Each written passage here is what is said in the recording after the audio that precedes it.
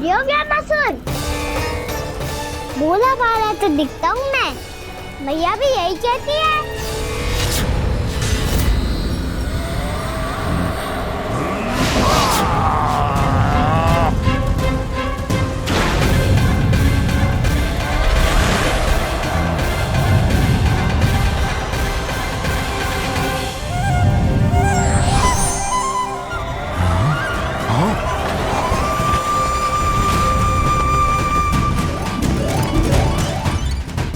आसन को उपहार देने के लिए बहुत बहुत धन्यवाद रामासुर। बहुत समय से खड़े खड़े थक गया था मैं।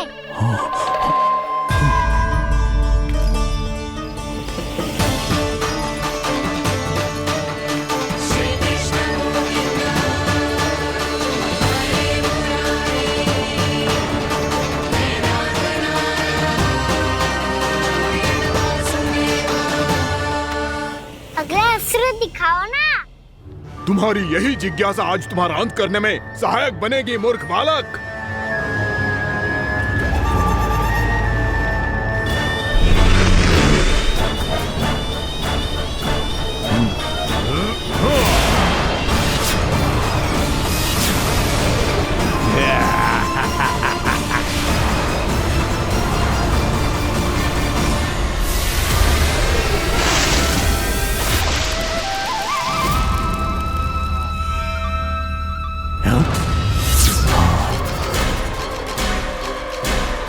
अच्छा, पर प्रक्षालन करना चाहती थे तो पहले क्यों नहीं बताया? मुस्कुराना बंद करो। तुम्हारी ये हंसी मुझे कांटों की तरह चुभ रही है। पर मैया तो कहती है कि मेरी मुस्कुराहट फूलों की तरह है।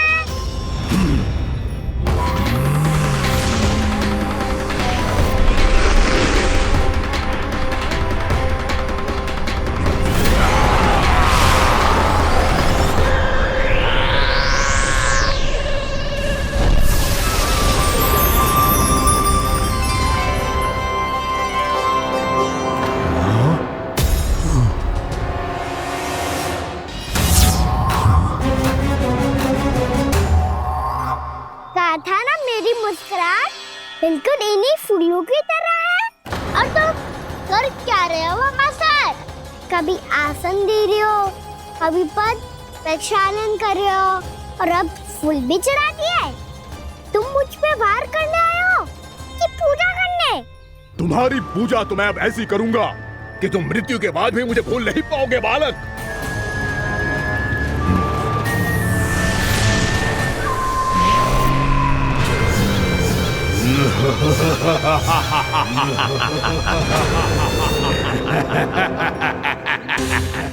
कान्हा, ये चट्टान तो मुझसे हिल ही ना रही।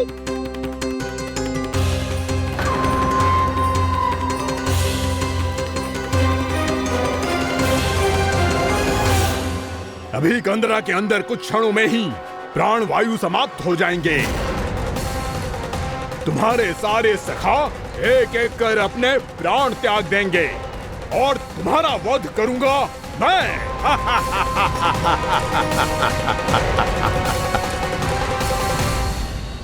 अरे सब जन बच के रहना।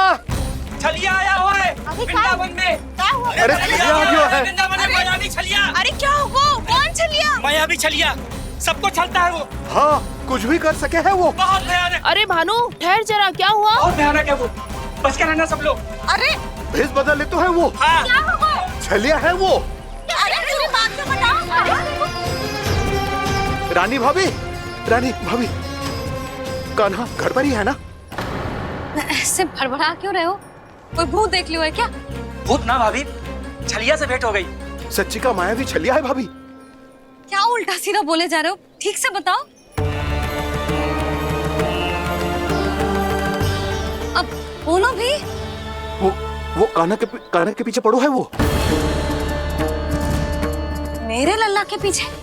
हाँ रानी भाभी, हमारे अचेत होने से पहले हमने उसे ये कहते सुना था कि वो वृंदावन आने वाला है कान्हा से मिलने।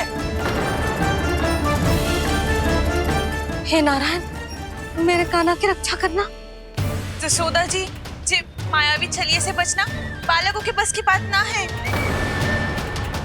जीजी, बालक वन में अकेले हैं।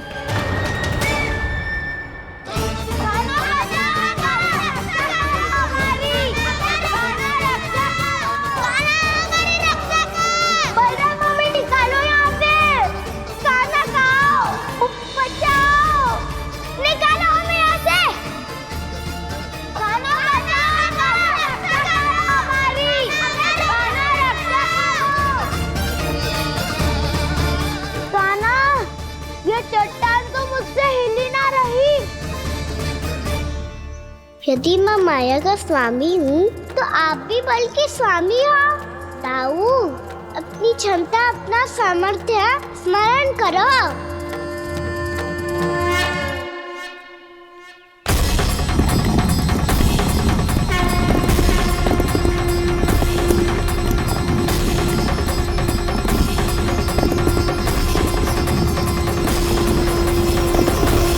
इससे पहले कि वो कंदरा का द्वार खोल के तुम्हारे सखाओं को बाहर निकाले, मैं तुम्हारे प्राण ले लूंगा कृष्ण।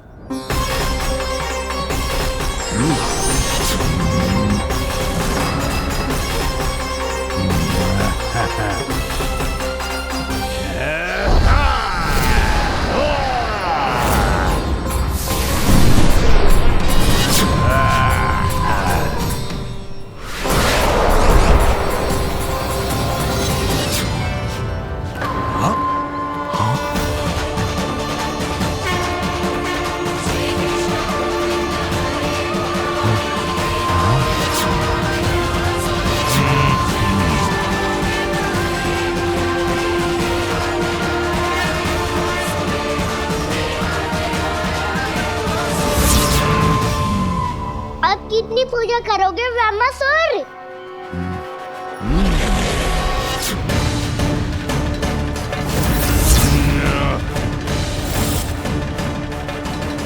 प्रभु तो खेल खिला रहे हैं इससे, और ये खेले जा रहा है विवश होकर, उनकी माया से बाध्य होकर।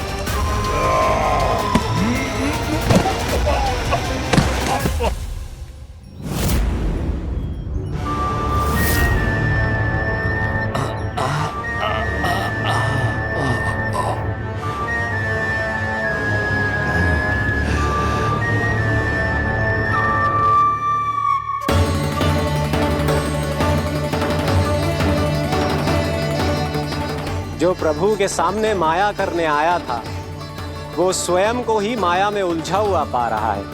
नारायण नारायण। लो, अब तो तुमने दंडवत प्रणाम भी कर लिया, माया भी, कथा भी उपहार में दे दी। तुम चाहते क्या हो ब्रह्मासुर? मेरी शरण में आना है क्या?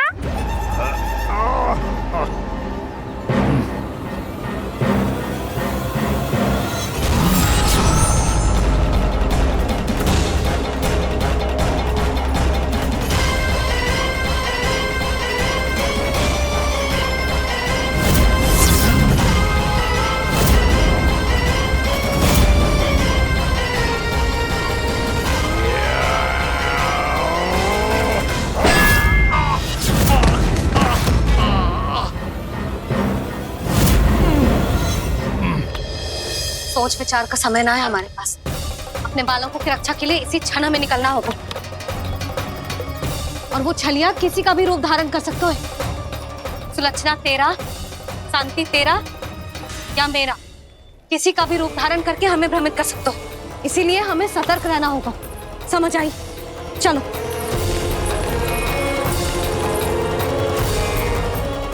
अभी भी समय है रामासुर, समझ जाओ। यदि मैया आ गई तो बात गड़बड़ हो जाएगी।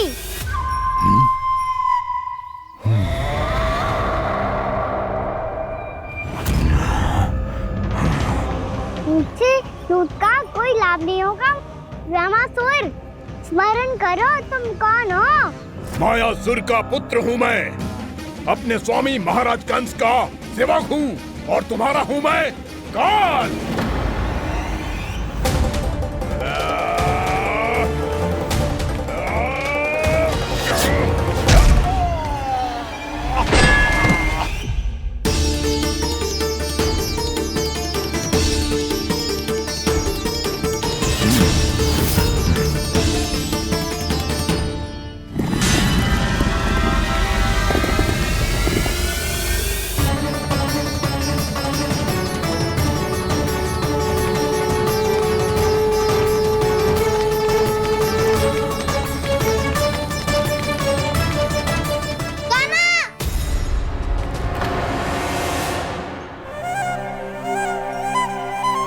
बाबा कहते हैं दुष्टों को पहले बातों से समझाना चाहिए, फिर भी ना माने तो अस्त्र ना उठाना दृढ़ता होती है।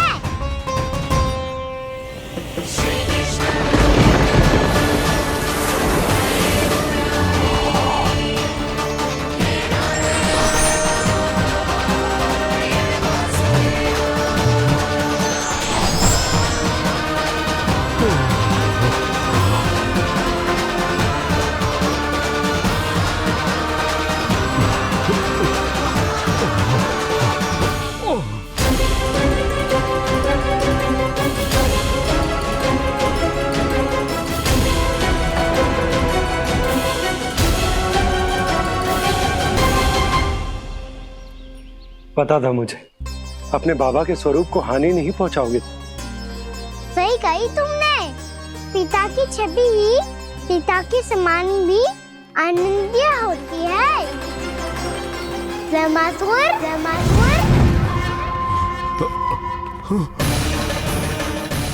ये मैं अपने वास्तविक रूप में कैसे आ गया?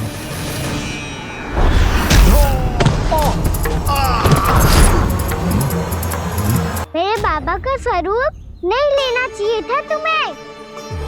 मैया ने सिखाया है भूल को क्षमा किया जा सकता है, पर जानबूझ के किए गए अपराध के लिए दंड ही एकमात्र विकल्प होता है। ये बार बार अपनी मैया का नाम ले रहा है। यदि मैं वो स्वरूप लूं तो अपनी मैया पर वार नहीं कर पाएगा ये।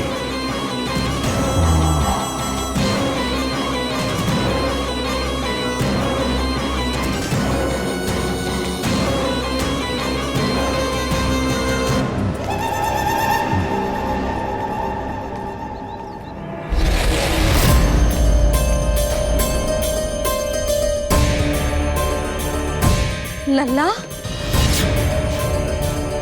मैं तेरी मैया हूँ, अपनी मैया को मारेगा? बच गया। समझाया था, पर तुमने एक बार फिर से मूर्खता कर ही दी। इस पर तुमने पहले से भी बड़ी और पहले से भी भयंकर भूल किया रामासुर।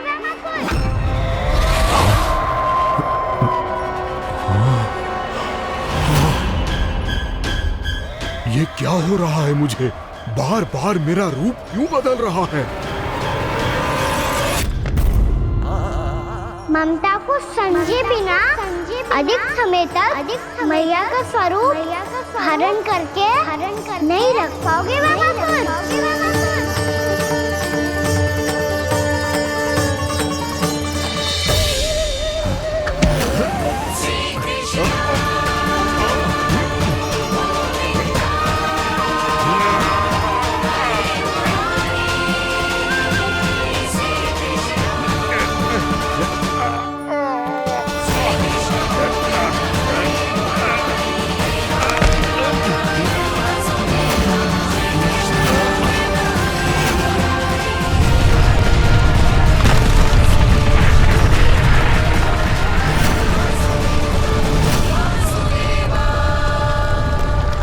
प्रभु के क्रोध से धरती भी कांपने लगी है।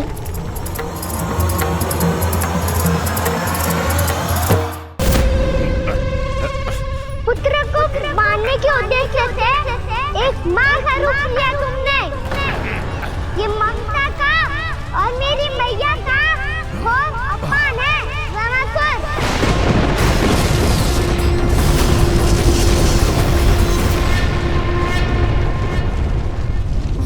इससे पहले इस असुर के कारण निर्दोष प्राणियों का कोई अहित हो, मुझे कुछ करना होगा। यदि मैं माया का स्वामी हूँ तो आप भी बल के स्वामी हो। दाऊ, अपनी क्षमता, अपना सामर्थ्य स्मरण करो।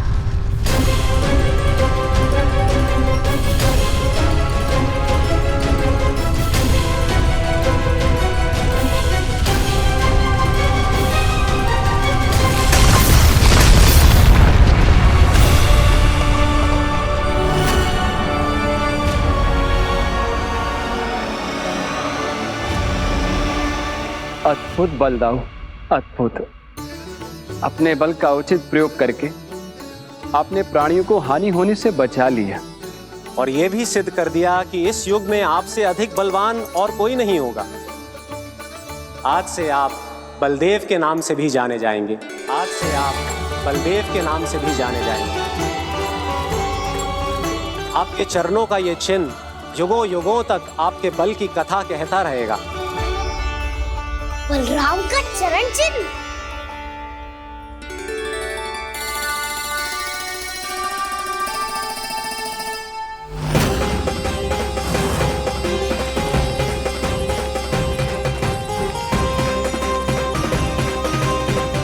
मेरी माया से आज तक कोई नहीं बच पाया है। एक बार मुझे छोड़कर देखो, फिर पता चलेगा कि मैं हूँ कौन। पहले ये तो देख लो कि मैं कौन हूँ।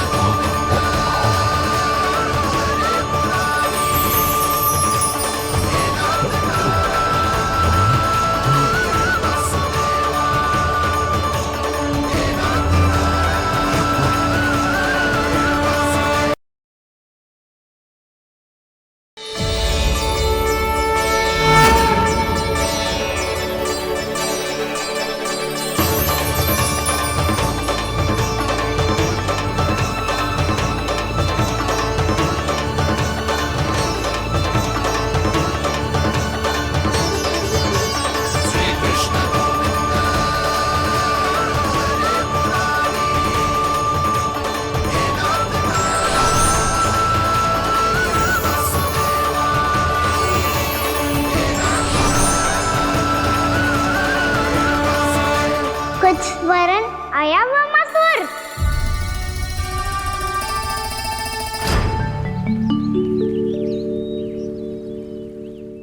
बहुत समय पहले की बात है।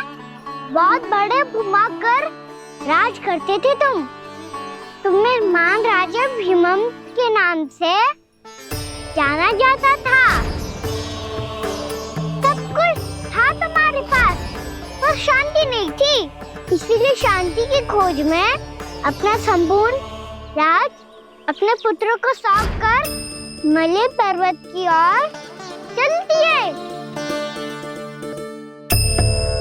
अनेक वर्षों की तपस्या के बाद तुम्हारे तप की कीर्ति चारों ओर फैलने लगी और फिर सच्चे तपस्वी की धूप में तुम्हारी ख्याति से प्रभावित होकर महर्षि उलट तुमसे भेंट करने आए।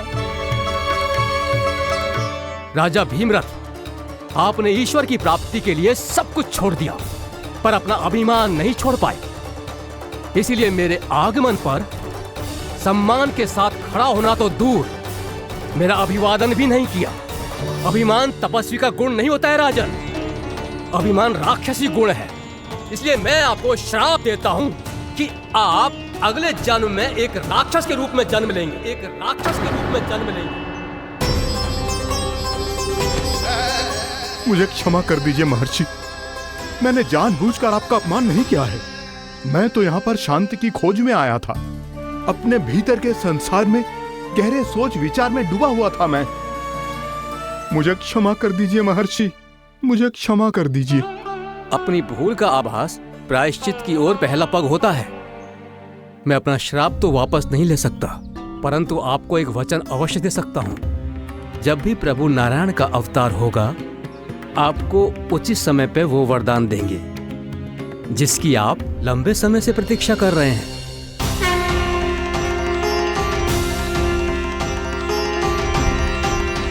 प्रभु, आपने मेरी आंखें खोल दी। अब मुझे पता चल गया है कि आप कौन हैं और मैं कौन हूं। इसलिए आप मुझ पर कृपा करके अपने चरणों में स्थान दे दीजिए। मुझे वो शांति प्रदान कीजिए जिसकी खोज में मैं वर्षों से भटक रहा हूँ। शांति तो मोक्ष में ही है, इसीलिए मैं तुम्हें मोक्ष का वरदान देता हूँ।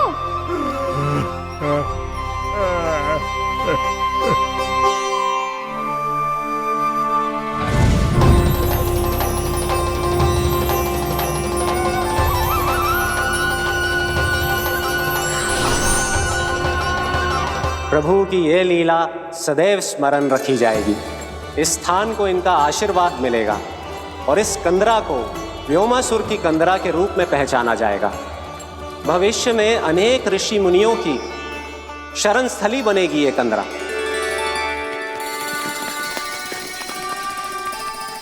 ये कोई साधारण बालक ना है। ऐसा चमत्कार कोई साधारण बालक थोड़ी ना कर सकते है। तुम सत्य कह रहे थे बलराम। कान्हा सच्चे में भगवान ही है, तभी तो सब देवता इसे बसाने और इसकी ओर से युद्ध करने आते हैं। तुम सब ऐसे आंखें फाड़ के क्यों देख रहे हो मुझे?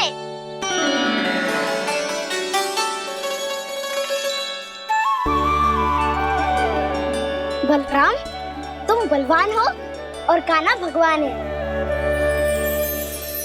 दूर दूर तक कोई दिखाई न दे रहा है।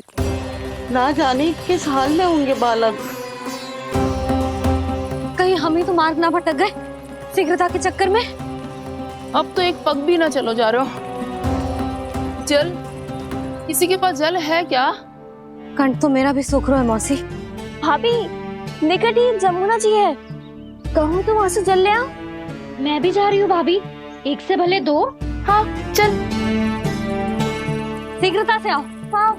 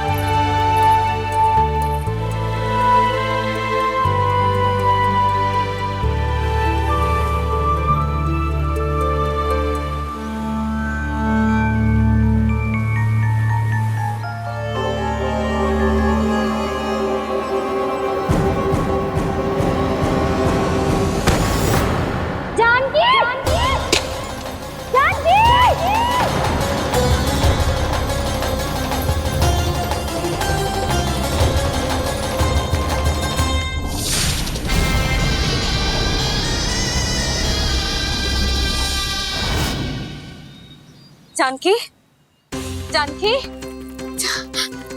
क्या होगा इसे? देखो ना जी, अब छलिया की सूचना मिलते ही हम सब बालकों को ढूंढने चली गई और ढूंढते ढूंढते सबको बहुत प्यास लगी आई जी। तो जानकी जमुना जी की नदी से जल लेने गई और उसने जमुना जी का पानी पिया और उसकी जेदशा हो गई। बालक कहाँ है? वो ठीक तो है ना? ऊपर से सब ठीक है, पर भीतर से बहुत भयभीत है सब। जानकी तो बिल्कुल नीली पड़ गया है। लग तो है विष फैल गया है इसको पूरे तन में। मथुरा के सर्वश्रेष्ठ विदेह जी को बुलाए गए हैं उसके उपचार के लिए। जैसे ही इसने जल को मुंह से लगाया, ये गिर पड़ी चटपटाने का अवसर भी ना मिलो। हाँ वैद्य जी, और निकटी मृत पशु भी पड़े हुए थे। हाँ, मैंने भी अस्थियां देखी थी।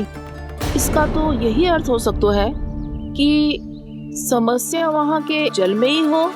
वैद्य जी, आप रोगी की नाड़ी पे ध्यान दो ना। जे गोपिया क्या कह रही है उसे सुनने की आवश्यकता ना है। जब तक विष के कारण का पता नहीं चल जाता, हम उपचार कैसे कर सकते हैं रानी जी? जी, वो निकट ही यमुना जी में एक विशेष क्षेत्र है, ये सब उसी के जल की बात कर रहे हैं। तब तो ऐसा भी हो सकता है कि किसी विषैले सर्प के काटने का प्रभाव हो। पर सर्प के काटने का चिन्ह ना है उसके तन पे। सर्प जब काटता है तब उसके दांत के चिन्ह बन जाते हैं। मुझे पता है, बड़े बड़े सर्प को काटते हुए देखो है मैंने। एक दिन अब बस कर उज्जवल, ये बड़ी बड़ी हाँकने का समय ना है। पर यदि सर्प ने ना काटा है, फिर जानकी की ये दशा किसने की? अवश्य किसी राक्षस ने की होगी। ना, कोई विषैला पशु भी तो हो सकता है। यह अवश्य किसी महाविषैले सर्प के विष से हुआ है। सर्प ने भले ना काटा हो, लेकिन ये अवश्य ही किसी महाविषैले सर्प के विष के कारण हुआ है। कालिया नाग। कालिया नाग?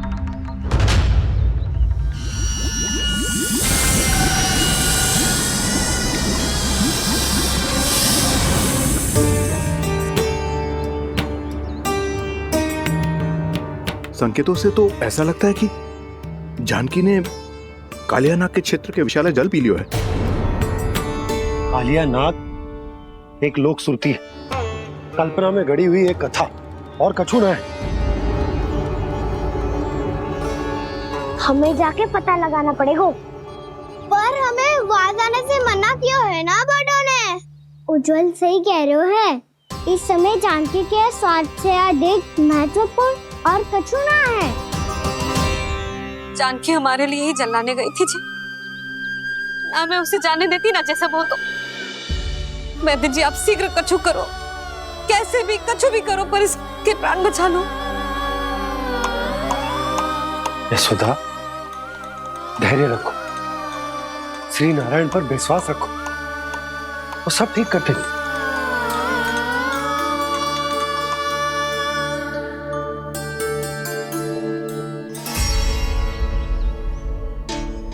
विष की काट की मेरे पास जितनी जड़ी बूटी थी, मैंने सब अर्क बना के पिला दी, पर इसकी दशा में अभी तक कोई सुधार नहीं दिख रहा है।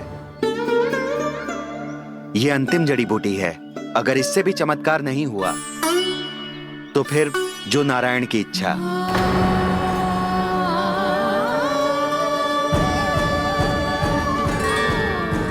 पर कोई तो उपाय होगा जानकी को बचाने का। कान्हा, यदि तुझे किसी औषधि के बारे में पता है, हमें बता दे, हम जाके ले आएंगे।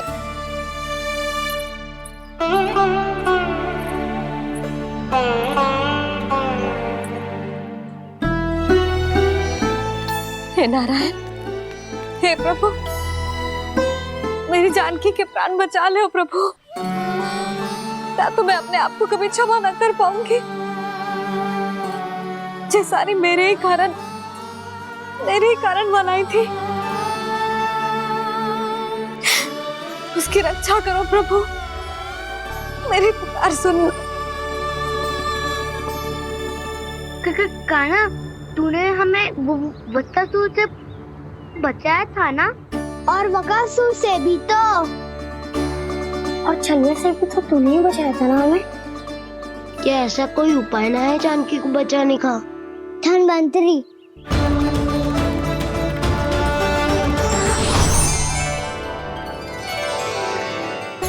मैं आ गया हूं प्रभु, चिंता मत कीजिए, आपके आदेश का पालन अवश्य होगा। यशोदा मैया,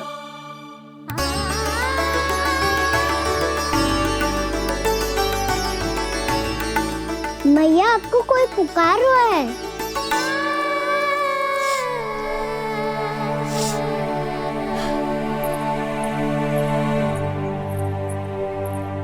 चिंता मत करो मैया, अब धन्वंतरी जी आ गए हैं और सब संभाल लेंगे। धन्वंतरी जी कौन है? जिन्होंने संसार का आयुर्वेद दिया, आरोग्य के देवता, वे श्री नारायण के अवतार।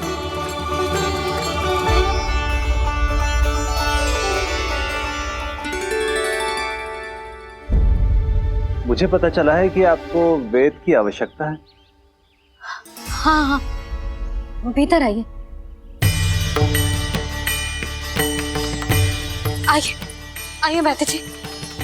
जी रहे। मथुरा का सर्वश्रेष्ठ वैद्य अर्थात मैं यहाँ आ चुका हूँ और रोगी को जितनी औषधि की आवश्यकता थी सब दे चुका हूँ। निश्चित रूप से आपने विष की काट के लिए बहुत ही उत्तम अर्क तैयार किया है। इसीलिए किसी और वैद्य की आवश्यकता नहीं है। किंतु आप अकेले कितना कुछ करेंगे वैद्यराज? मुझे अपना सहायक ही बना लीजिए। पर जो करना था मैं पहले ही कर चुका हूँ। हाँ, वो तो आप कर चुके हैं। बस रोगी के तन से विष निकालना शेष है ना वैद्यराज? हाँ हाँ, बस वही शेष है। इनके रक्त को विष रहित करने में मैं आपकी सहायता करूंगा।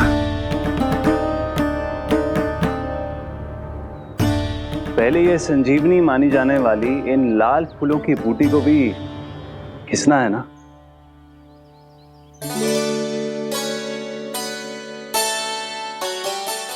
हाँ हाँ, तुम सही कह रहे हो।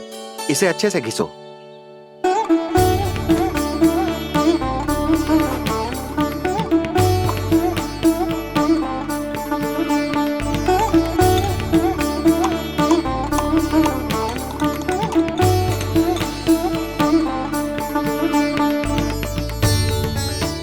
और ये नीले फूलों को भी तो मिलाना है ना? हाँ हाँ, अच्छे सहायक बन सकते हो तुम। ऐसे ही श्रम करते रहो।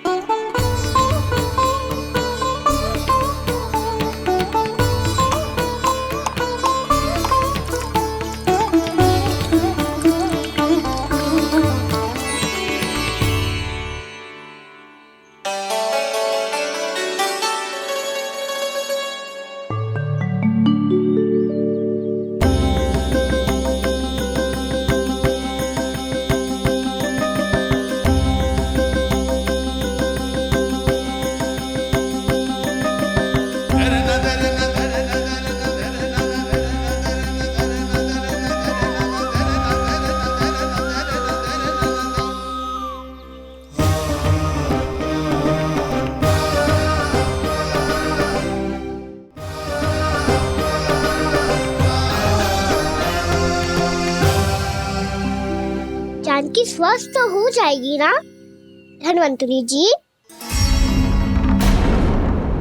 धन्वंतरी? प्रभु, अब मैं क्या करूं? आपने तो स्वयं ही मेरी पहचान उजागर कर दी। जी क्या करो कान्हा? आप सब ऐसे क्यों देख रहे हो? मैया कहती है ना, सभी वैद्य धन्वंतरी जी का ही रूप होते हैं। वाह कृष्णा, चतुर तो हो तुम। वैसे वास्तविक धन्वंतरी मैं हूँ। मेरा अर्थ है वास्तविक वैद्य मैं हूँ। ये तो मेरा सहायक है। मुझे पूरा विश्वास है बिल्कुल ठीक हो जाएगी। वैसे ही थोड़े ना मुझे मथुरा का सर्वश्रेष्ठ वैद्य कहते हैं लोग।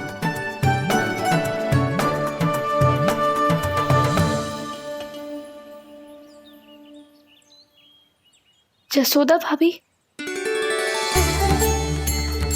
जसोदा जी, जानकी को चेतना आ गई। जानकी, जानकी, जानकी, तू ठीक है ना? क्षमा करना भाभी, मैं आपके लिए जल ना ला पाई। बस बहुत भूख लगी है। मैं अभी कछु लाती हूँ। जानकी माखन खाओगी?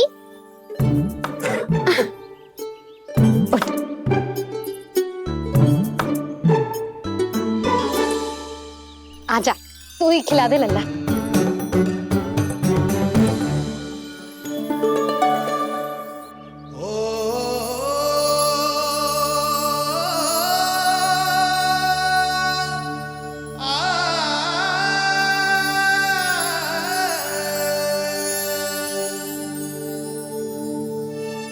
तुम सब मेरे लल्ला को माखन चोर कहती हो ना, आज देखो अपना ही माखन जानकी को खिला रहे है।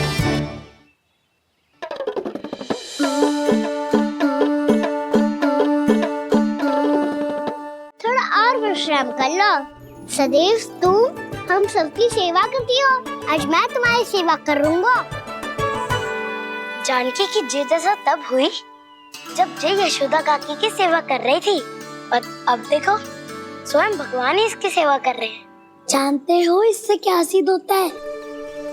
जो भी यशोदा मैया की पूजा करेगा, अर्थात अपने माता पिता की सेवा करेगा, उनके साथ सम्मान से व्यवहार करेगा, ईश्वर स्वयं उसका ध्यान रखेंगे। कभी धन्वंतरी के रूप में तो कभी स्वयं कान्हा के रूप में। भक्त और भगवान का देखो कैसा ये अनुराग, स्वयं करे सेवा प्रभु, अद्भुत गोपी का भाग्य। प्रभु इन सब पृथ्वीवासियों से कितना घुल मिल गए हैं। ना तो ये प्रभु को भगवान मानते हैं और ना ही प्रभु अपने आप को इनसे सर्वश्रेष्ठ समझते हैं। अपने आचरण से ये सिद्ध कर रहे हैं कि ये सभी में हैं और सभी इनका ही अंश है।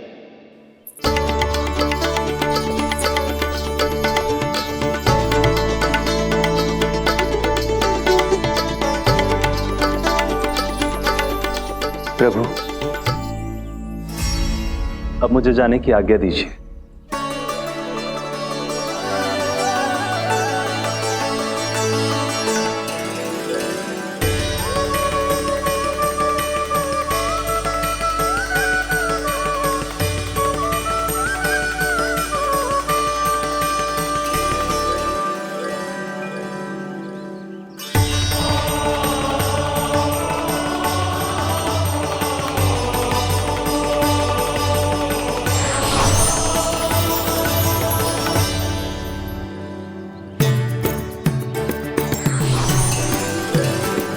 कान्हा ने तो सच्ची में धन्वंतरी जी को बुला लिया था।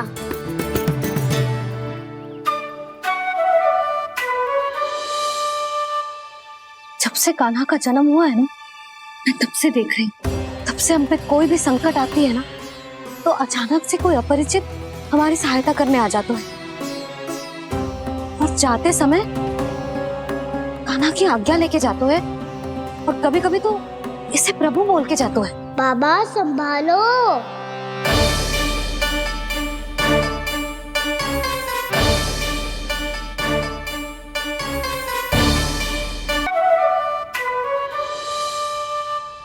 जब से कान्हा का जन्म हुआ है ना, मैं तब से देख रही हूँ, तब से हम पे कोई भी संकट आती है ना, तो अचानक से कोई अपरिचित हमारी सहायता करने आ जाते हैं, और जाते समय कान्हा की आज्ञा लेके जाते हैं, और कभी कभी तो इसे प्रभु बोल के जाते हैं। बाबा संभालो। यशोदा, इस जानकी को चढ़ो है और विचित्र विचार तुम्हारे मन में है। अरे सब जानते हैं कि हमारा परिवार राजसी, तुम्हें पता ना चलता होगा, पर हमारे कान्हा को सब राजकुमार ही समझते हैं देखकर। इसीलिए उसे सम्मान देने के लिए सब ऐसा ही करते हैं, और कोई बात ना है।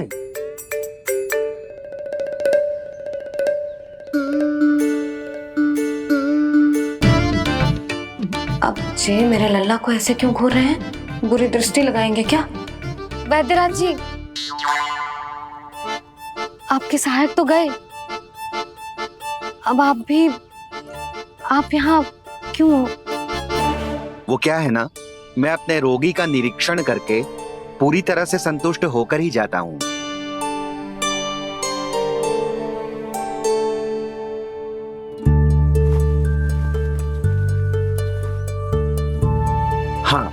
संकेत तो अच्छे हैं, कल सुबह तक बिल्कुल ठीक हो जाएगी।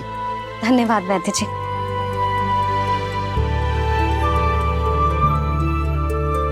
बस तो फिर हम कल पकड़न पकड़ाई खेलेंगे जानकी।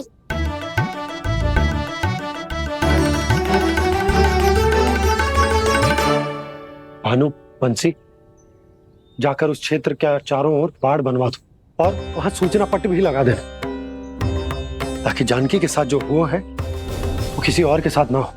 शीघ्र जाओ। जी ठीक है।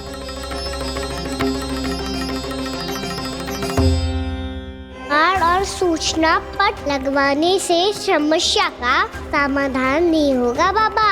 निर्दोष पशु सूचना पट देखकर भी कुछ समझ नहीं पाएंगे।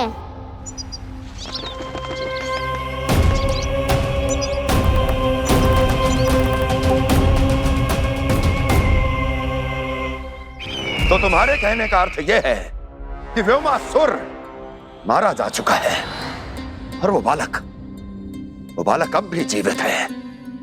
हाँ महाराज, मैंने गोप बालकों को कहते सुना था कि कृष्ण ने छलिया को मोक्ष दे दिया है, पर वृंदावन सुरक्षित नहीं है महाराज। वो एक बहुत बड़ी समस्या से जूझ रहे हैं। कैसी समस्या? गांव के निकट क्षेत्र में किसी विषैले सर्प का निवास है। उसके विष का प्रभाव इतना भयानक है महाराज, जैसे विष ना हो, स्वयं हलाहल हो। मेरी कोई भी औषधि रोगी का उपचार नहीं कर पा रही थी। निकट के क्षेत्र में कहां है वो सर्प? गोप मानते हैं कि वो सर्प गांव के निकट यमुना नदी के जल में रहता है। मुझे तो लगता है महाराज, ये कालिया नाग की कथा कोई किंवदंती या लोक श्रुति नहीं, एक सच्चाई है, एक विषैली सच्चाई।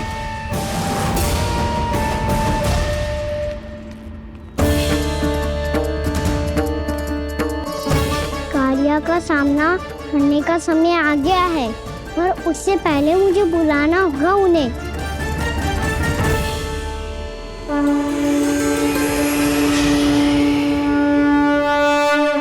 संसार के दारुण भय का नाश करने वाले, सभी कष्टों का हरण करने वाले, विश्व का समस्त ऐश्वर्य प्रदान करने वाले, कमल जैसे लोचन, मुख और चरणों वाले आजानुभुज श्री राम को मैं बार बार नमस्कार करता हूँ।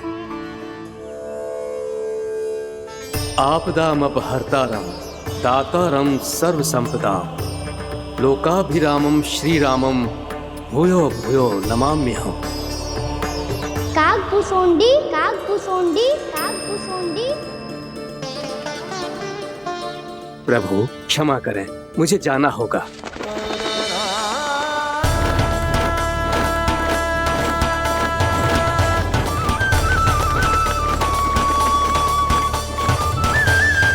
प्रणाम प्रभु। अनेक बार मैं आपके दर्शनों के लिए आया प्रभु। कभी नंद भवन के झरोखों से आपके दर्शन करके चला जाता था, तो कभी दूर किसी वृक्ष की आड़ से आपको निहार लिया करता था।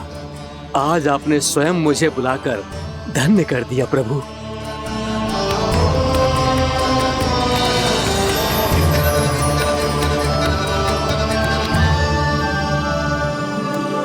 मैंने आपको यहाँ एक विशेष कारण से बुलाया है। आपके श्राप से इस कालिया नाग को मुक्त करने का समय आ गया है। ये तो बहुत ही उत्तम समाचार है प्रभु। इतने वर्ष बीत गए, मुझे आज भी स्मरण है वो दिन जब मैंने उन्हें श्राप दिया था। अपने क्रोध पर नियंत्रण खोकर बहुत बड़ी भूल कर दी थी मैंने प्रभु। बीती हुई घटनाओं पर दुखी होके कोई लाभ नहीं है। हमें भविष्य की ओर देखना होगा।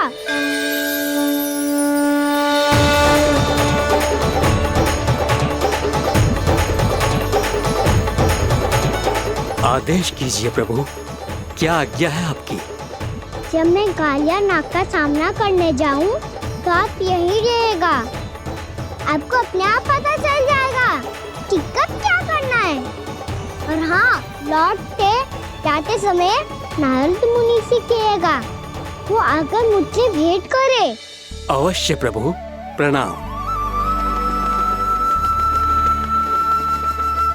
क्या इसने सच्ची में देवर्षि नारद को बुलाया है?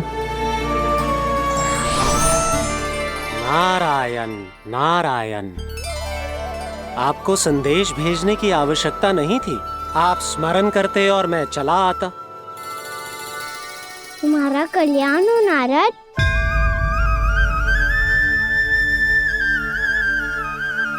मैंने तुम्हें एक विशेष कार्य के लिए बुलाया है। आज्ञा दीजिए प्रभु। तुम्हें एक बार फिर कंस से भेंट करनी होगी।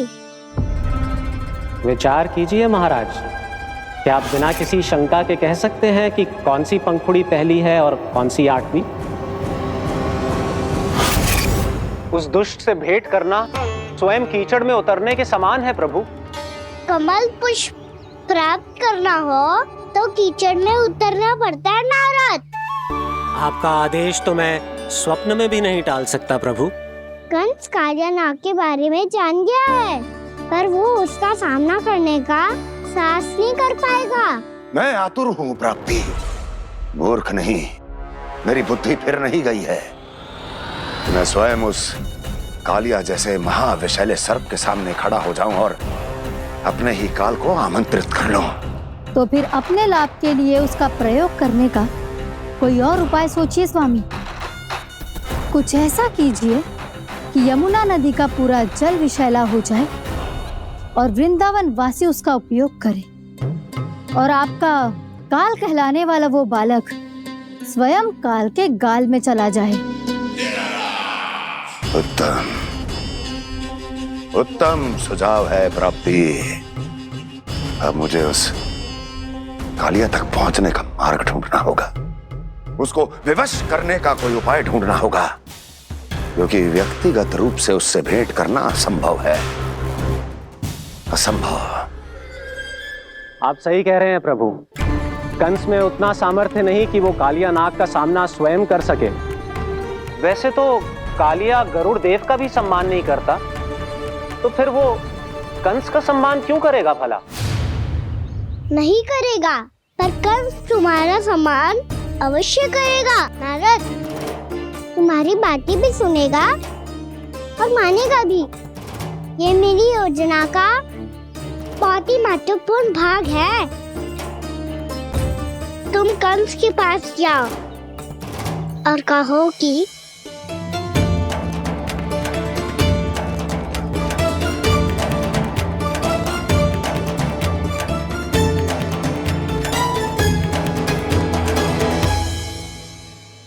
संतान अपने माता पिता को तीर्थ का सौभाग्य दिलाती, पर मेरा लल्ला कितना महान है कि उसने हमारे घर को ही तीर्थ बना दिया। ऐसा तीर्थ जहां मेरी आंखों के सामने भक्त और भगवान का मिलन हो रहा है। जो आज्ञा प्रभु।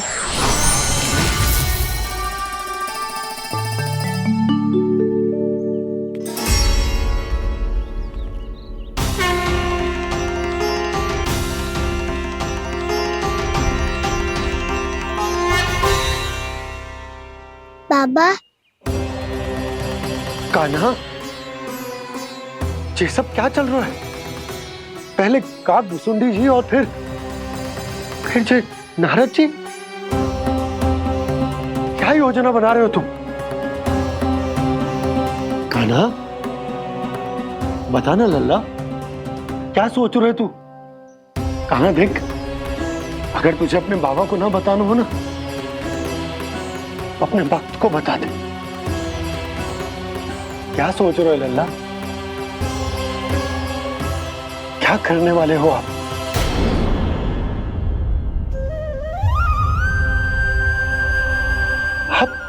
आप इतने दुखी क्यों हो? कान्हा, कान्हा, क्या होगा? क्योंकि मुझे आभास हो गया है बाबा, समय आने वाला है। कौन सा समय आने वाला है लल्ला? शीघ्र सब कुछ बदलने वाला है। भैया को मेरा सत्य पता चल जाएगा बाबा।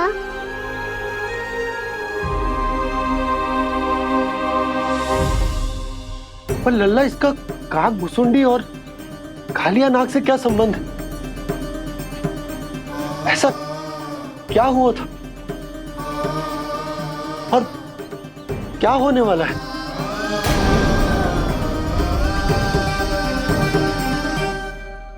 जो होने वाला है बाबा, उसका संबंध उससे है जो सैकड़ों वर्ष पहले हुआ था। महर्षि भृगु के एक वंशज थे वेद शिरोमुनि, जो विंध्याचल की पहाड़ियों में साधना कर रहे थे। तभी वहाँ अश्वशिरा नाम के एक दूसरे मुनि आमंत्रण के बिना ही आ गए। कितना सुंदर और शांतिपूर्ण आश्रम है। यहाँ प्रभु की साधना करने में बहुत आनंद आएगा। शीघ्र ही अश्वशिरा मुनि उपस्थिति के कारण होने वाले व्यवधान से बाध्य होकर वेद शिरोमुनि ने अपनी आंखें खोली। कौन हो तुम और यहाँ क्या कर रहे हो? आपके आश्रम में बहुत शांति है मुनिवर।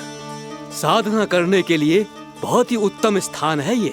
मैं चाहता हूँ कि मैं भी यहाँ। आप यहाँ साधना करना चाहते हैं, लेकिन इतना भी नहीं जानते कि किसी के आश्रम में प्रवेश करने से पहले उसकी आज्ञा लेनी चाहिए। आप ये भी नहीं जानते कि यदि कोई यज्ञ कर रहा हो तो बिना अनुमति के वहाँ प्रवेश करने से उसकी यज्ञ साधना भंग हो सकती है। आप क्या साधना करेंगे मुनि? आप तो साधना के योग्य ही नहीं हैं। इतना अपमान! एक मुनि के मुख से इतने कड़वे शब्द शोभा नहीं देते। मैं तुम्हें श्राप देता हूँ, जितनी विषैली तुम्हारी जिह्वा है उतने ही विषैले सर्प बन जाओ तुम। और ऐसा सर्प जो सांस भी ले तो निकट का वातावरण दूषित हो जाए।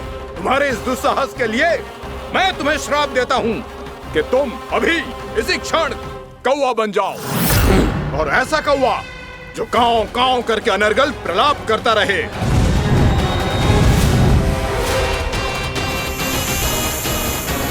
ये मैंने क्या किया?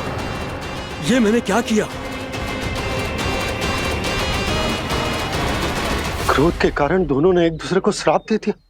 पर दोनों ही मेरे भक्त थे, और भगवान होकर मैं अपने भक्तों को इतनी कठिनाई में कैसे देख सकता था।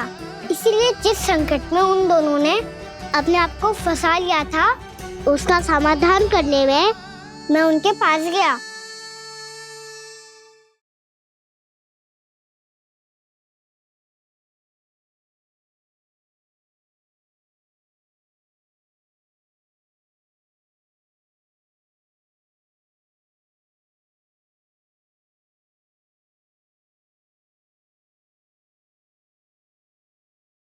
तंग करे मैया को खिजाए, खेले रूठे मनाए।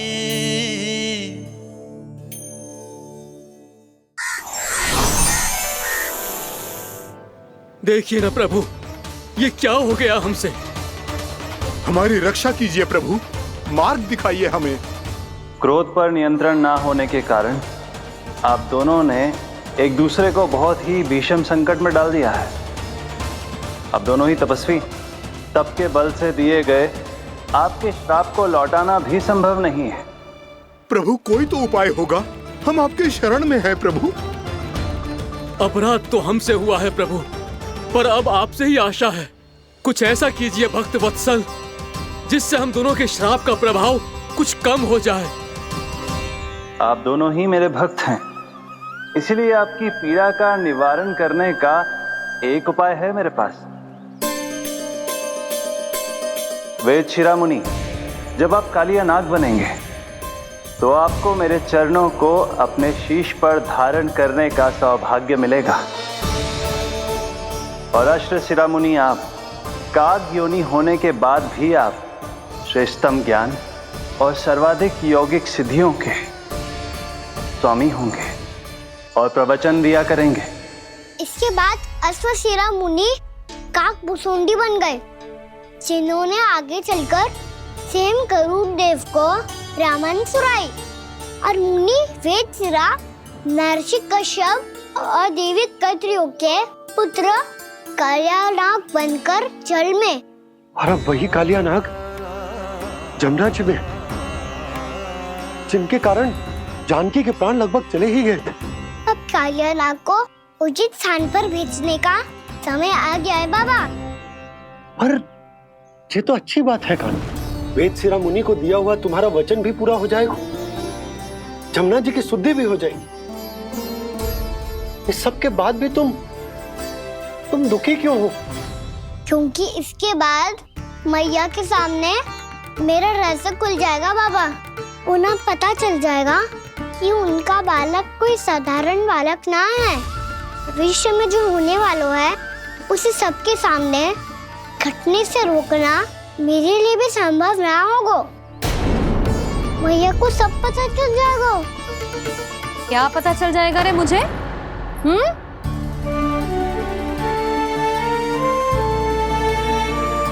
यही कि सबसे अधिक प्रेम मैं आपसे ही करता हूँ। अब बस भी कर, चलो भोजन के लिए बुलाने आई थी तुम दोनों को। भूखा थोड़े ना रहने दूंगी अपने लल्ला को, मेरा लल्ला दुर्बल हो जाएगा ना। आप खिलाओगे तो ही खाऊंगा।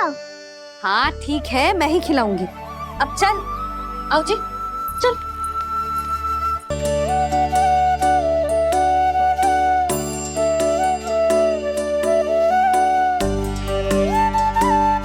मैया खेलो ना मेरे साथ। मैया सुनो ना, मेरी बात ना मानोगी? अभी बहुत कार्य पड़े लल्ला, देख जानकी को औषधि भी देने जानो है ना। औषधि मैं दे दूंगा, फिर तो खेलोगी ना आप मेरे साथ? पिछले कुछ दिनों से अपनी मैया का अधिक से अधिक प्रेम पाने का प्रयास करो है कान्हा। इसका तो एक ही अर्थ हो सकता है कि कछु बहुत बड़ो होने वालों है। कान्हा रुक जा लल्ला। कान्हा क्यों तंग कर रहा है? मैया को पहन लेना। कान्हा, कान्हा, ये क्या करो तूने?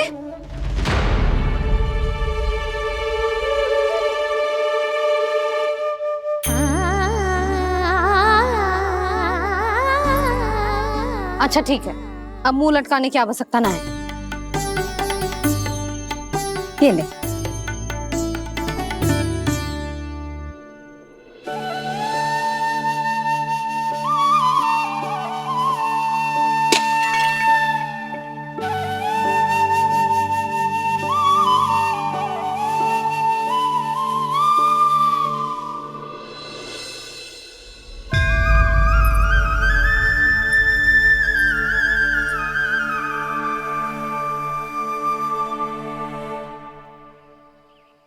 तंग करे मैया को खिजाए, खेले रूठे मनाए, लीला अनोखी करके शरारत, कान्हा दंड भी पाए।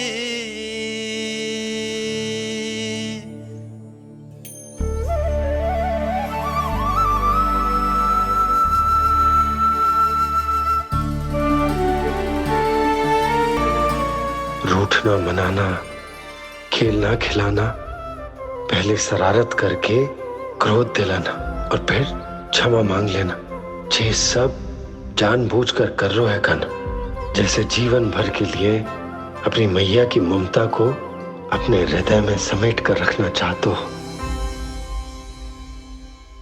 कैसे कैसे करूं उस कालिया से मित्रता, कैसे करूं उसका उपयोग?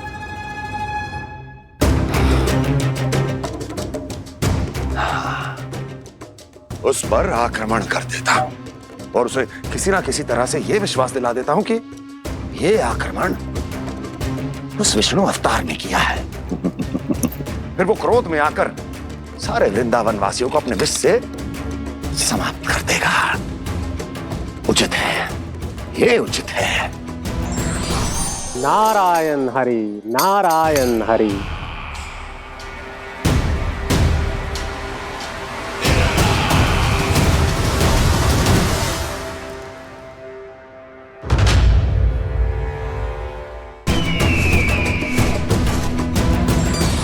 नारायण हरि, नारायण हरि।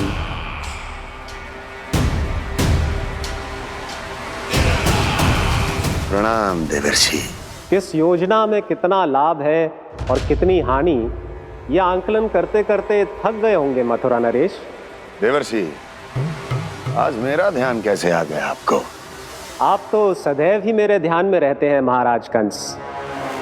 सत्य तो यह है कि मथुरा में जो भी हो रहा है मुझसे छिपा हुआ नहीं है। मैं जानता हूं कि आप किसी भी असुर को वृंदावन क्यों ना भेजें, और वो असुर कितना भी शक्तिशाली क्यों ना हो, कृष्ण का सामना नहीं कर पाता। या तो पराजय स्वीकार करके आपके पास लौट आता है, या तो फिर वीर गति को प्राप्त हो जाता है।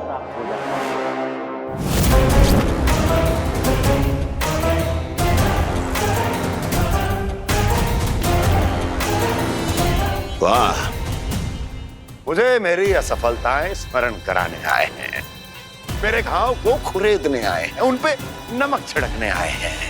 मित्र को शत्रु समझने की भूल मत कीजिए महाराज कंस। मैं तो आपकी सहायता करने आया हूं। हाँ, और मेरी सहायता। कृष्ण विष्णु अवतार है, आप विष्णु के भक्त हैं।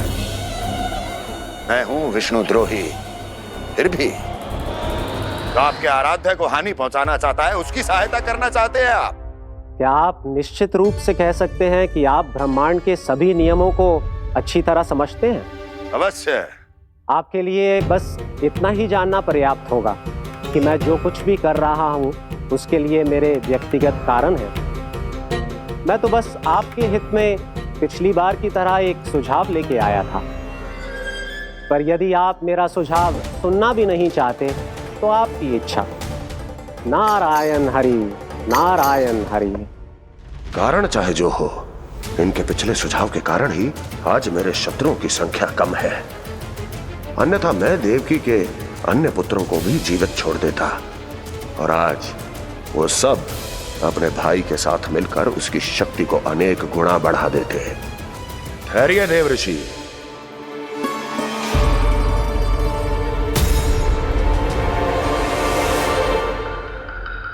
बताइए क्या सुझाव है आपके पास?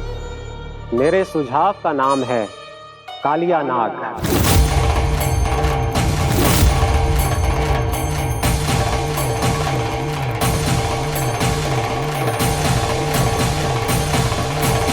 उसके विषय में मैं जानता हूं देवर्षि।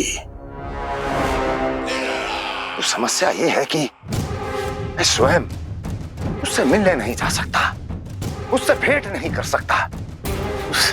उस कृष्ण की हत्या के लिए उसको वृंदावन जाने के लिए तैयार नहीं कर सकता। तो मत जाइए उसके सामने, और ना उसे भेजिए कृष्ण के सामने। हर बार आप किसी न किसी असुर को अपने शत्रु के क्षेत्र में भेजते हैं, जहां शत्रु उसका सामना करने के लिए पूरी तरह से तैयार होता है और आपका असुर मारा जाता है। इस बार शत्रु को युद्ध स्थल चुनने का अवसर मत दीजिए महाराज।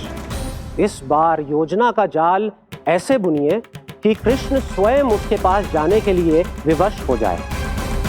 कालिया नाग स्वयं काल है, मृत्यु का दूसरा नाम है। उसके विष का उपयोग अपने लाभ के लिए कीजिए महाराज। वैसे कालिया के विष की अधिकता का अनुमान तो होगा ही आपको।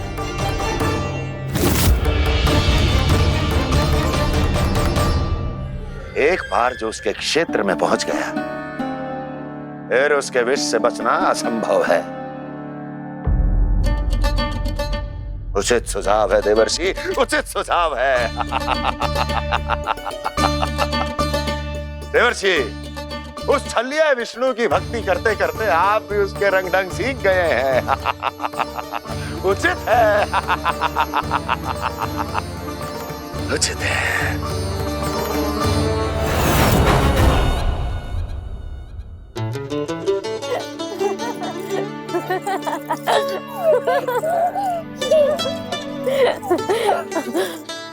बस बस, बहुत आनंद ले लियो लला। बस अब दूध पी ले। ठहर ठहर, गर्म है। जी ले। ले।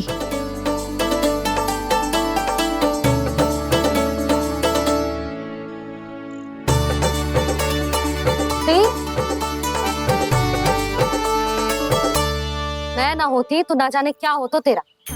अपने आप दूध भी ना पी सकते है, भावला कहीं का। आपकी इस प्रेम के लिए तो मैं धरती पे आया हूँ मैया। मैं भी यही सोच रहा हूँ यशोदा कि तुम ना होती तो मेरा क्या होता। इसी बात पे थोड़ा दूध और कजू खाने को दे दो। अरे मैं तो भूल ही गई। तनिक ठहर जाओ जी, जे दूध पी लेना तो आपके लिए भी कछु ले आती।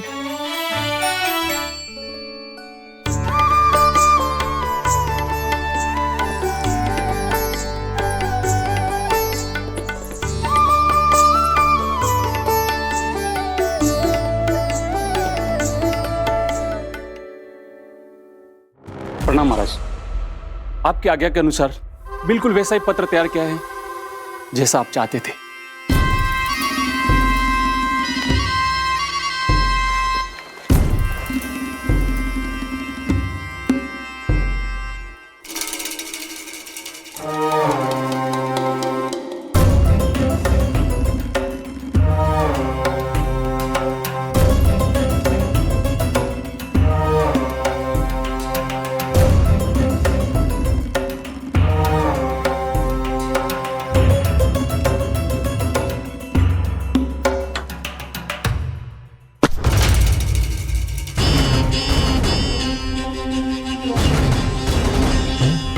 कृष्ण जन्म से लेकर आज तक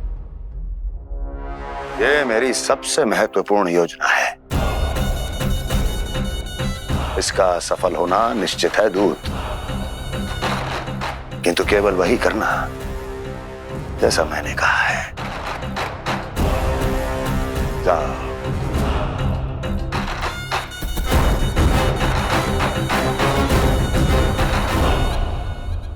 कान्हा,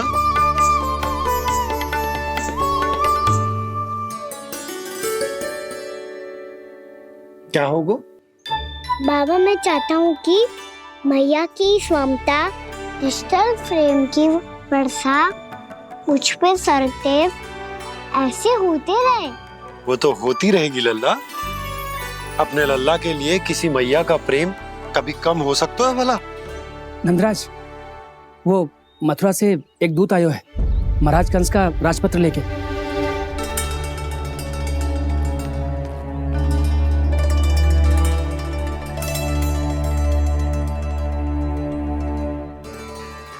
कान्हा, अब क्या करने वाला है? तेरे बाबा कहाँ गए? हाँ? कंस मामा का खेल आरंभ हो गया है, पर मैया वो सब सुनेगी तो व्यर्थी चिंतित हो जाएगी। बस थोड़ा बाहर गया मैया, कछु खाइए से। बाहर इस समय? मैया क्या होगा? मैया देखो ना, पीठ पे कुछ हो रहा है। मेरा हाथ ना पकड़ो, आप करो ना। यहाँ? क्षमा करना मैया, पर अभी बाबा को ही संभालने दो ये सब। कहिए, क्या संदेश लाए हैं आप? नहीं नंदराज, नहीं। महाराज कंस का आदेश है कि ये संदेश सभी गांव वालों के साथ ही पढ़ा जाए। ठीक है, मैं गांव वालों के सामने पढ़ दूंगा, पर मुझे तो दीजिए पढ़ने के लिए। महाराज की आज्ञा का पालन करना आपके लिए भी आवश्यक है नंदराज। सभी गांव वासियों की सभा बुलाइए। बंसी, सभी गांव वालों की सभा बुलाओ। राजपत्र में ऐसा क्या संदेश भेजो है कंस ने? अब मेरे पत्र को पढ़कर सब भौचक्के रह जाएंगे। और वो कृष्ण, उस कृष्ण के पांव के नीचे से तो भूमि खिसक जाएगी, आकाश फट पड़ेगा, बिजलियां गिर जाएंगी। प्राप्ति, ओ प्राप्ति, कंस का पत्र। स्वयं को बहुत अधिक शक्तिशाली समझता है ना वो। अब देखता हूं कैसे वो इस महासंकट का सामना करता है। वो कृष्ण, वो अपनी मृत्यु स्वयं चुनेगा या मृत्यु की वेदी पर चढ़ा देगा। प्रिय वृंदावन वासियों को।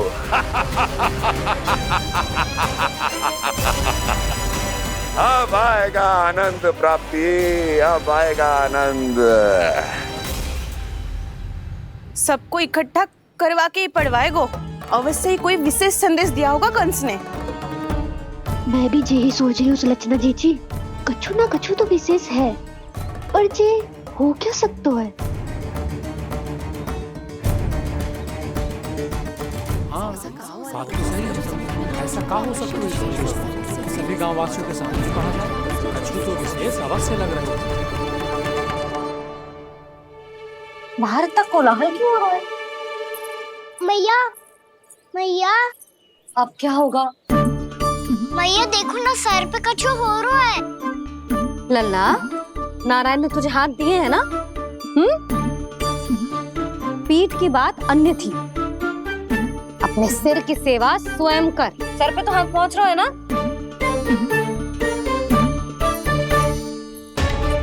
मैया सुनो ना, मैया देखो ना, तीव्र कर कछु हो रहा है। मैया देखो ना, तीव्र कछु हो रहा है।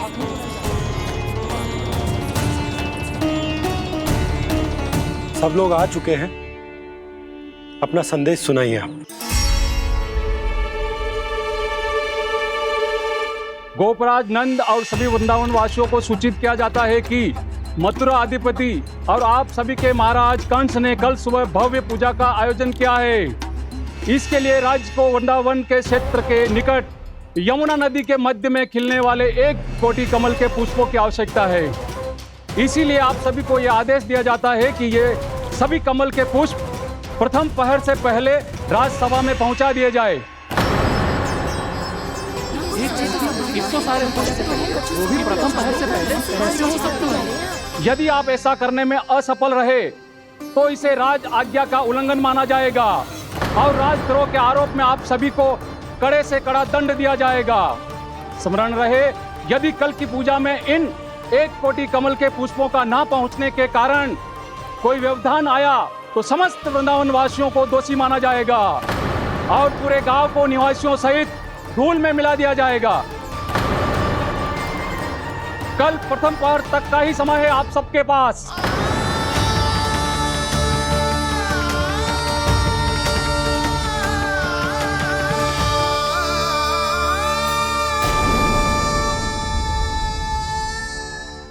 एक कोटि कमल पुष्प, वो भी कल प्रथम प्रहर में? ऐसे कैसे संभव है? और कोई साधारण पुष्प ना, यमुना नदी के मध्य खिलने वाले विशेष कमल के फूल चाहिए उन्हें। लेकिन यमुना नदी में तो कालिया नाग ने विष घोल के रखा है, तो फिर कैसे हो पाएगा? यह संभव है। हमारी मृत्यु का संदेश भेजा राजा कंस ने। सदैव की भांति इस समस्या पर भी गांव के बड़े ही विचार करेंगे। बालकों का यहाँ होना उचित ना है।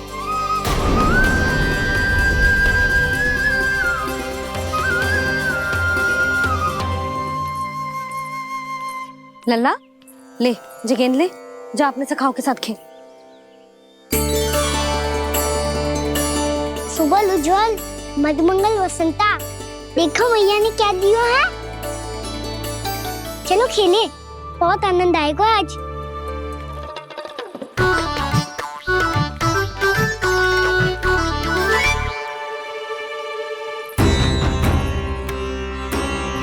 भानु, बंसी, जाओ और शीघ्र ही वो घेरे का कार्य समाप्त करो।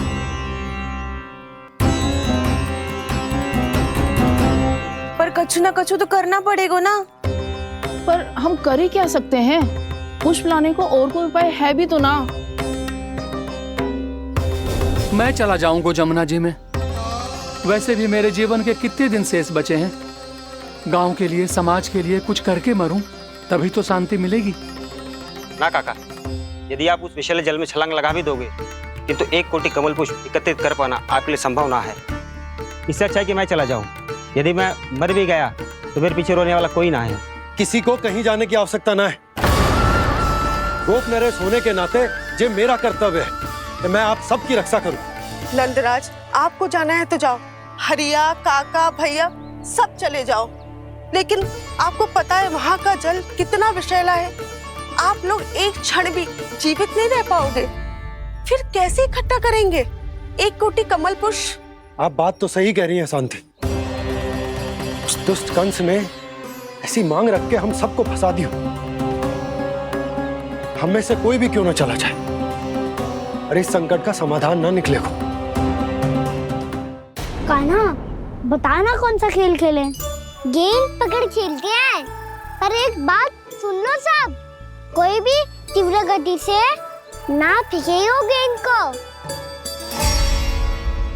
भैया ने फ्रेम बनाई है मेरे लिए। सब तैयार हो? हाँ।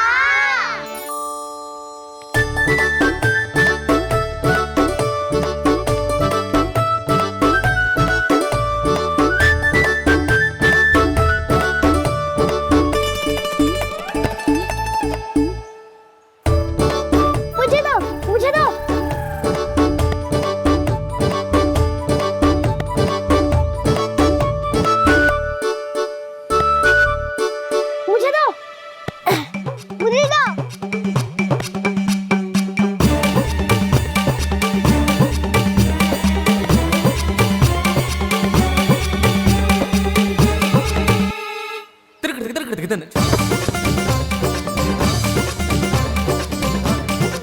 कान्हा, इतनी धीरे से फेंकेगो तो कैसे आनंद आएगो?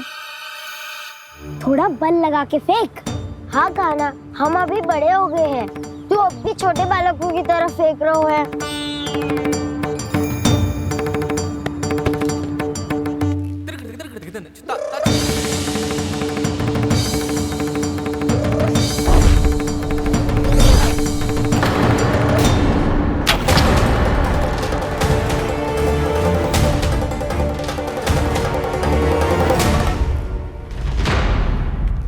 दीदी जी क्या करो कान्हा, गेंद तो डूब गई।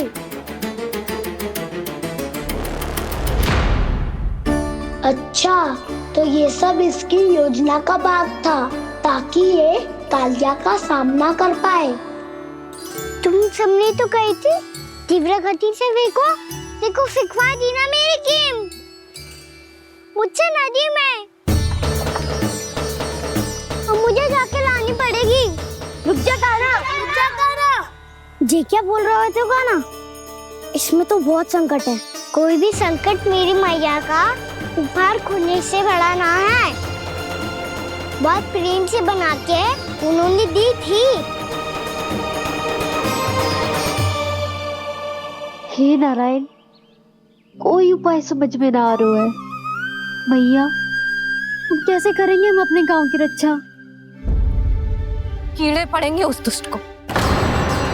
यदि उसके कारण किसी के प्राण चले गए तो कौन सा फल मिलेगा उसे इस पूजा का? तुम सही कह रही हो यशोदा। और हमारे पास कोई और दूसरा विकल्प भी तो ना है। यदि हमने मथुरा की राज आज्ञा का पालन ना किया तो इसका दुष्परिणाम पूरे गांव को भुगतना पड़ेगा।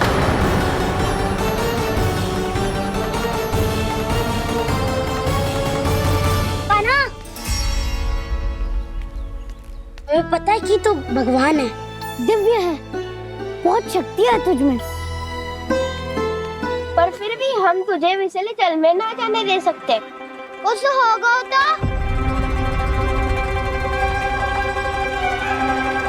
तुम सब इतनी हट कर रहे हो तो ठीक है, ना जाऊंगा। गेंद कहाँ गिरी है, कितनी दूर गई है, ये तो देख लूं, ताकि उसे बाहर निकालने का कोई उपाय ढूंढ पाऊं।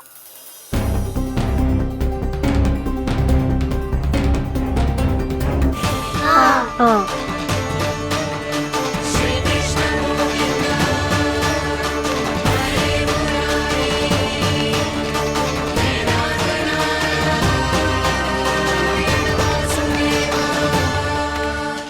कान्हा की ये लीला तो समझ ही नहीं आ रही। पहले इसने देवश्री नारद को मथुरा जाकर कंस को भड़काने के लिए कहा, फिर स्वयं ही दुखी भी हो गया कि अब इसका रहस्य सबके सामने खुल जाएगा और अभी स्वयं ही तो इसने कहा था कि गेट बहुत महत्वपूर्ण है, फिर स्वयं ही उसे नदी के विषैले जल में फेंक दिया।